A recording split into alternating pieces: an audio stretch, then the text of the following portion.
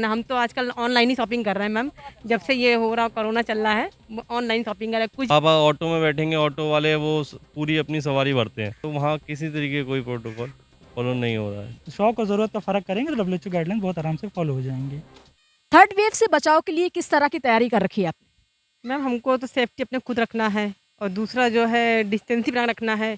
भीड़ भाड़ एरिया में नहीं जाना हमको, और दूसरा सैनिटाइज से हाथ कंप्लीट धोना रखना है, साफ करना है।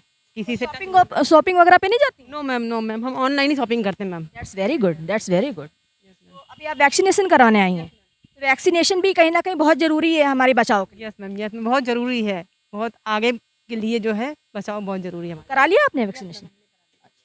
आप क्या कहना चाहेंगे, किस तरह से प्रिपेयर हैं? मैंने कोवैक्सीन लगवा ली है सिविल हॉस्पिटल में। और तब से जो है जो इसके गाइडलाइंस के अनुसार जो प्रिकॉशन है, सैनिटाइज करना, समय समय पर हाथ धुलना, और जो है उसके सोशल डिस्टेंसिंग करना, और जहाँ ज़्यादा गैदरिंग हो वहाँ कभी मार्केट में या शॉप में ऐसी जगह पर नहीं जाते हैं।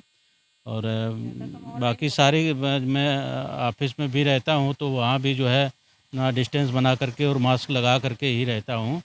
और अगर सभी लोग अगर ऐसा ही करें तो मुझे लगता है कि तीसरी थर्ड वेव नहीं आएगी।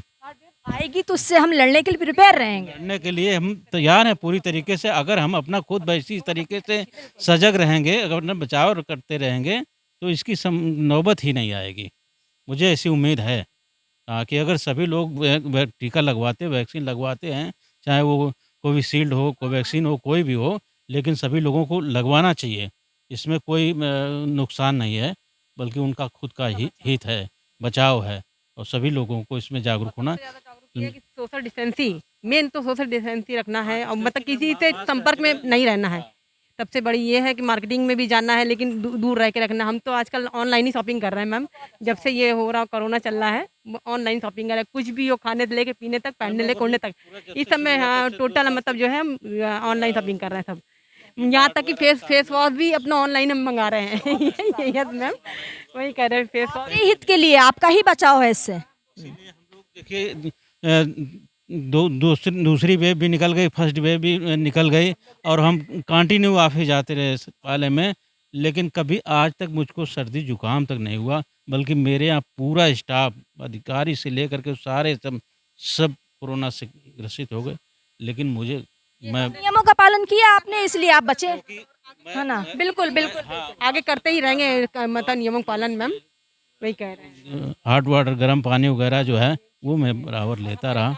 हाँ, चल रही वही काली मिर्च वाली, मसाले वाली चाय कंटिन्यू टोटल 1.5 साल से चल रहे हैं, हम लोग खा रहे हैं। कोरोना की थर्ड वेव आने को है, तो इससे बचने के लिए आप लोग किस तरह से प्रिपेयर हैं? इससे बचने के लिए हम लोग प्रॉपर पीपीई वगैरह यूज़ कर रहे हैं। नॉर्मली जैसे सैनिटाइज़र हो गया, हैंड ग्लव्स हो गया, मास्क वगैरह हो गया, डिस्टेंस भी मेंटेन करते आ रहे हैं। ऑलमोस्ट हम लोग कोविशील्ड का मैंने सेकंड डोज भी अभी मैं ले लिया, तो उससे मैं प्रॉपरली मैं अपने को सुरक्षित में एक्सेप्ट करता हूँ, और उम्मीद करता हूँ कि आगे भी जो लोग बचे इस बीमारी से काफ़ी। संदेश देना चाहेंगे जनता को? जनता को क्या हम संदेश देना चाहते हैं, जनता तो खूब जागरूक थे, वो एक दूसरे से डिस्टेंस मेंटेन करते रहें, प्रॉपर हमेशा मास्क यूज़ करें, बस बीमारी से बचें, टाइमली अपना डोज लें। वैक्सीनेशन जरूर कराएं। को वैक्सीन प्रॉपरली टाइम पे अपना लेते रहें, बस यही कहना चाहेंगे। क्या कहना चाहेंगे आप थर्ड वेव को लेकर? क्या बचाव के बारे में सोच रखा है आपने, किस तरह से बचाव किया जा सकता है? मैं बता दूं कि मैं डॉक्टर एम एल भार्गव हूं, यहाँ सीनियर पीडियाट्रिशियन हूं। और मैंने कोरोना का जब पीक चल रहा था उसमें यहाँ ज्वाइन किया था। खैर यहाँ पे बहुत अच्छी व्यवस्था रही है, किसी भी मरीज को वापस नहीं किया गया है, और जितने भी लोग आए हैं उनका समुचित इलाज किया गया है। और थर्ड वेव को लेकर के हम लोग बिल्कुल तैयारी कर चुके हैं। हमारा बच्चों के लिए अब जो इस समय हमारे जो साइंटिस्ट और वो हैं, उनका कहना है कि पीडियाट्रिक एज ग्रुप, बच्चों के समूह को ज़्यादा प्रभावित करेगा। उसकी पूरी तैयारी है हमारे यहाँ पीआईसीयू बन गया है, पीडियाट्रिक इंटेंसिव केयर यूनिट। बच्चों का वार्ड है सुसज्जित, ऑक्सीजन युक्त, वेंटिलेटर युक्त, 20 बेड का इस्टेब्लिश हो चुका है। खैर ऊपर वाले की या उनकी इम्यूनिटी अपनी है बच्चों की, उसकी वजह से अभी भी यहाँ कोई ऐसे मरीज आए नहीं हैं। तो यहाँ हम रोज़ देख रहे हैं उनका एंटीजन या अगर फेब्राइल है तो उनका आरटीपीसीआर करा लेते हैं, तभी हम ओपीडी में देखते हैं। तो ऐसा अभी कोई पॉजिटिव केसेस आए नहीं हैं, ना कोई ऐसे गंभीर बीमारी के आ रहे हैं मरीज। तो सर किस तरह से थर्ड वेव से लड़ने के लिए आप तैयार हैं? हमारे पास पीकू वार्ड तैयार है और सभी प्रदेशों में ऑल ओवर उत्तर प्रदेश जो है पीकू वार्ड बन के तैयार हैं। अराउंड 2000 बेड बच्चों के लिए तैयार हैं। तीसरी वेव के लिए 3 चीज़ें मुख्य ज़रूरी हैं। जो नंबर 1 सभी को टीका लगना चाहिए कोरोना का। नंबर 2 मास्क लगा के रखें और सोशल डिस्टेंसिंग का पालन करें। ये 3 चीज़ बहुत ज़रूरी है जो है सब। WHO की जो चेतावनी दी गई है उस पर आपकी क्या राय है? WHO की चेतावनी के बारे में कहना यह है कि चेतावनी बिल्कुल सही है और सेकंड वेव ख़त्म होने के बाद थर्ड वेव सितंबर के फर्स्ट वीक या सेकंड वीक तक आने की संभावना है। इसका मोस्टली बचाव किस तरह से टीकाकरण और मास्क और जो भी प्रोटोकॉल्स हैं उसी के जरिए किया जा सकता है? बस मेनली टीकाकरण और मास्क और सैनिटाइजेशन प्लस जो है सोशल डिस्टेंसिंग का पालन करें और बाहर निकलें तो मास्क जरूर लगाएं। बिना मास्क के बाहर न निकलें। जब तक बहुत ज़रूरी काम ना हो तब तक घर से निकलने की ज़रूरत नहीं है। थर्ड वेव के लिए किस तरह से तैयारियां कर रखी है आपने? हम जो भी गवर्नमेंट्स और डॉक्टर्स ने हमारे प्रिकॉशन लेने के लिए बोला है वो सारे कर रखे हैं। लाइक जैसे मास्क यूज़ कर रहे हैं, सैनिटाइज़र रेगुलर यूज़ कर रहे हैं। और जो एक नहीं हो पा रहा है जो मैं देख रहा हूँ 2 गज की दूरी, क्योंकि आप कहीं भी ट्रैवल करें तो ये पॉसिबल नहीं है। ऑटो में, बसेस पे ना ही वो बस कंडक्टर या ड्राइवर ध्यान दे रहे हैं, ना ही गवर्नमेंट ध्यान दे रही है। उस पर कोई भी किसी तरीके का अनुशासन नहीं है। एक वो चीज़ थोड़ी कंट्रोल में रखनी चाहिए, अदरवाइज़ तो ठीक है। प्रोटोकॉल्स अगर फॉलो किया जाए और ये 2 गज की दूरी अगर मेंटेन किया जाए तो थर्ड वेव से लड़ा जा सकता है। बहुत ज़्यादा, क्योंकि 2 गज की दूरी आप कहीं भी चले जाएँ रेगुलर। आप ऑटो में बैठेंगे, ऑटो वाले वो पूरी अपनी सवारी भरते हैं। अब बस में बैठेंगे, बस में 2 सीट हैं तो 2 सीट पे वो बैठा लेंगे।